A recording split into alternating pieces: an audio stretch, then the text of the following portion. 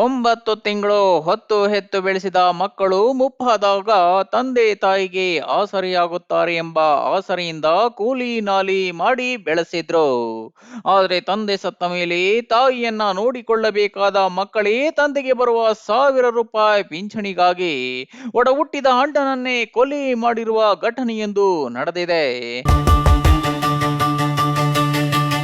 ಇಷ್ಟಕ್ಕೂ ಆ ಘಟನೆ ನಡೆದಿದ್ದು ಎಲ್ಲಿ ಅಂತೀರಾ? ಈ ಸುದ್ದಿ ನೋಡೋಣ ಬನ್ನಿ. ಹೀಗೆ ತಾಯಿಯ ಪಿಂಚಣಿ ಹಣಕ್ಕಾಗಿ ಸ್ವಂತ ಅಣ್ಣನ ಮನೆಯ ಬಾಗಿಲನ್ನು ಹೊಡೆದಿರುವ ಅಣ್ಣ ತಮ್ಮಂದಿರು ಮಕ್ಕಳಿಂದಲೇ ತನ್ನ ಹಿರಿಯ ಮಗನನ್ನ ದೊಣ್ಣೆಗಳಿಂದ ಭೀಕರವಾಗಿ ಕೊಲೆ ಮಾಡಿರುವ ದೃಶ್ಯಗಳು ಕಂಡು ಕಣ್ಣೀರಿಡುತ್ತಿರುವ ತಾಯಿ. ಈ ಎಲ್ಲ ದೃಶ್ಯಗಳು ಕಂಡು ಬಂದಿದ್ದು ಚಿಕ್ಕಬಳ್ಳಾಪುರ ಜಿಲ್ಲೆ ಗೌರಿಬಿದನೂರು ತಾಲೂಕಿನ ಮೇಳಿಯ ಗ್ರಾಮದಲ್ಲಿ. ಸ್ವಂತ ತಮ್ಮಂದಿರ ಕೈಯಲ್ಲಿ ಭೀಕರವಾಗಿ ಕೊಲೆಯಾಗಿರುವವನ ಹೆಸರು ನರಸಿಂಹಮೂರ್ತಿ. ಮಾಡಿದ್ದೆಲ್ಲ ಮಾಡಿ ಅಮಾಯಕರಂತೆ ನಿಂತುಕೊಂಡಿರುವವರ ಹೆಸರು ರಾಮಾಂಜಿ ಹಾಗೂ ಗಂಗಾಧರಪ್ಪ. ಇವರಿಬ್ಬರು ಹೊಡ ಹುಟ್ಟಿದ ಅಣ್ಣ ತಮ್ಮಂದಿರೇ.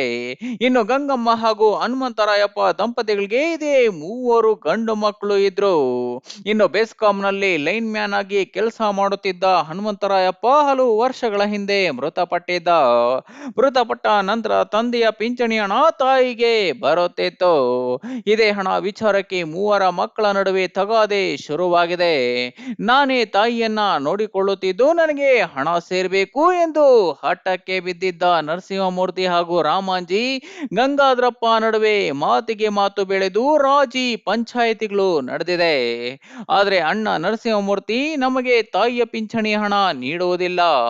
ಕೋಪಗೊಂಡ ರಾಮಾಂಜಿ ಹಾಗೂ ಗಂಗಾಧರಪ್ಪ ನರಸಿಂಹಮೂರ್ತಿ ಮನೆ ಬಳಿ ಹೋಗಿ ಮನೆಯ ಬಾಗಿಲು ಹೊಡೆದು ಮನೆಯ ಒಳಗೆ ನುಗ್ಗಿ ನರಸಿಂಹಮೂರ್ತಿಯನ್ನ ದೊಣ್ಣೆಗಳಿಂದ ಭೀಕರವಾಗಿ ಕೊಲೆ ಮಾಡಿದ್ದಾರೆ.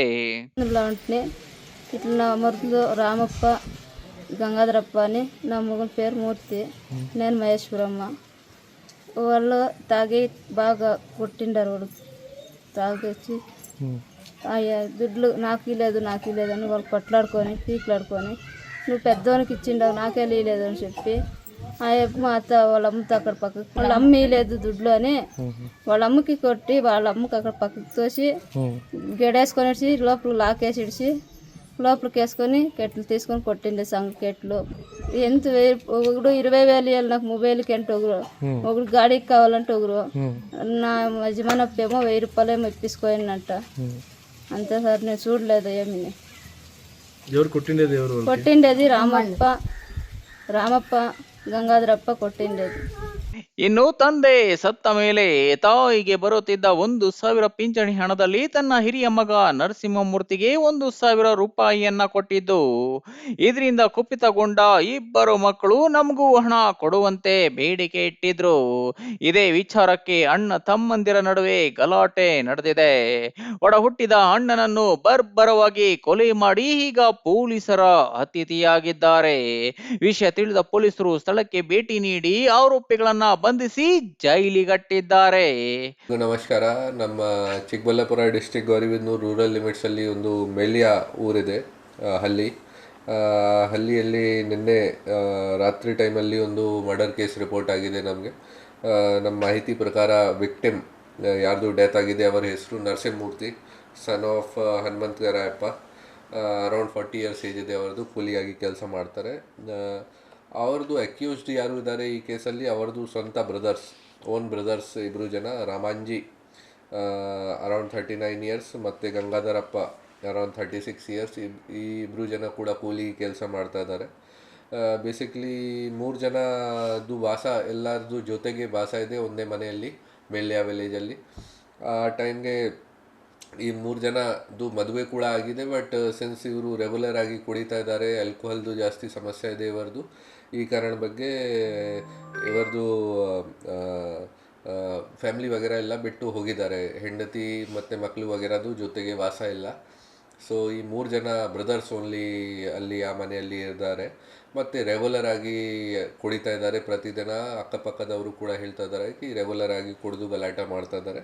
ಸೊ ನಿನ್ನೆ ಕೂಡ ಇವರು 3 ಜನ ಕುಡಿದು ಆಮೇಲೆ ಇವ್ರದ್ದು ಗಲಾಟೆ ಸ್ಟಾರ್ಟ್ ಆಯಿತು. ಸೊ ದೊಡ್ಡದವರು ಯಾರು ಇದ್ದಾರೆ ನಮ್ಮ ವಿಕ್ಟಿಮ್ ನರಸಿಂಹಮೂರ್ತಿ ಅವರಿಗೆ ಇಬ್ಬರು ಜನ ರಾಮಾಂಜಿ ಮತ್ತು ಗಂಗಾಧರಪ್ಪ ಆ, ತಮ್ಮ ಅವರದು ಇಬ್ಬರು ಜನ ಹೊಡೆದಿದ್ದಾರೆ.